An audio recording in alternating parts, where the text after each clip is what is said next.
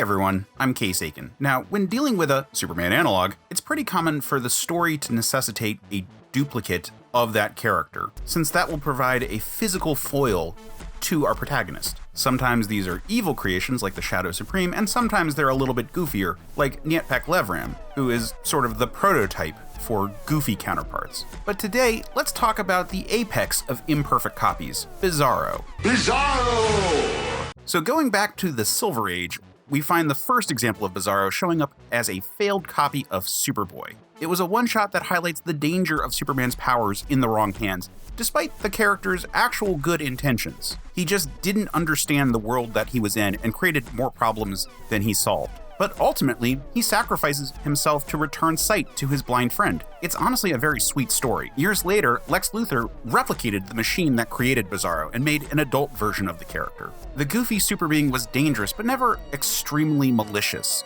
This allowed a physical threat to Superman without it being a world-ending one. And it's a fun idea. As a result, the character has popped up in most adaptations of Superman.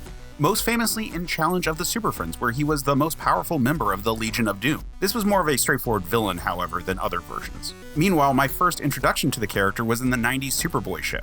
And of course, when they put a fresh coat of paint on that series and renamed it Smallville, that also had a version of the character. There was a version in the animated series as well, Naturally.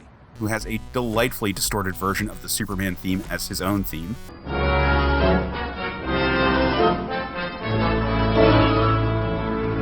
And in the recent Superman and Lois, we've gotten to see a version from a distorted reality. Now, at some point, they expanded the Bizarro concept to a whole world, giving him a literal planet, cube-shaped because it's imperfect, and added twisted duplicates of his friends and allies. He had his own family. There were multiple Bizarro Supermans, hence the main one wearing the #1 lanyard. And there are myriad stories where just tons of those guys are flying around causing havoc. Now, while Bizarro is a rival for Superman's powers, he often deviates in the specifics. He's usually immune to kryptonite, sometimes having his own blue version, and some versions have flip powers like ice vision and fire breath.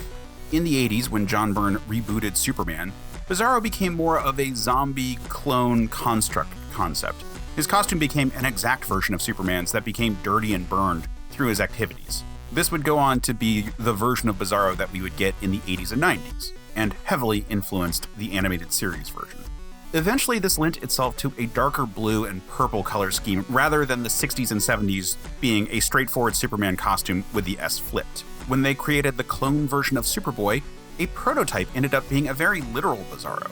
While this prototype clone of Superboy was a one-shot from an annual, Superboy would go on to get his own more permanent version of Bizarro in Match. Supergirl has had her own versions of the character, and then in the 2000s, a magically empowered Joker created a version of Bizarro that skewed much closer to the classic version. And as far as I know, this became the default version of the character until the New 52. In the Elseworlds Red Sun, Superman had his own Bizarro who served the US government. It had some inventive uses of the skewed powers, like telescopic X-ray vision that could cause tumors in people at range. But as is common with Bizarros, he sacrifices himself to prevent a nuclear war. Often, Bizarro ends up as a henchman for Lex Luthor, sometimes out of loyalty to his creator, and sometimes as a duped pawn. But of course, as story fodder, Bizarro is great.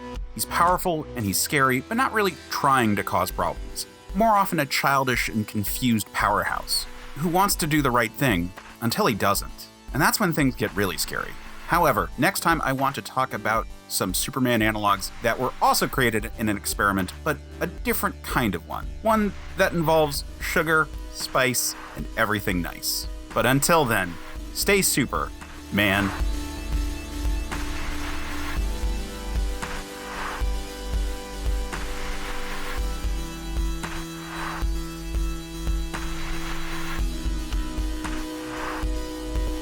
Hey, this is the part of the video where I thank you for watching and ask that you do all the YouTube stuff. Liking, subscribing, leaving comments, they all help the channel grow, and I'd really appreciate if you do that. If you enjoyed the show, you should check out the podcast that goes along with it. You can find full episodes at certainpov.com, or you can find clips over here on this YouTube channel. We've had some really great episodes recently, including one where we talked with some actual scientists about a unified theory for Superman's powers, and that was a fantastic episode, so check that out. Oh, and if you want to know more about Bizarro, we actually did a full episode about the character on Men of Steel with comics historian Alan Kistler. You should check that out.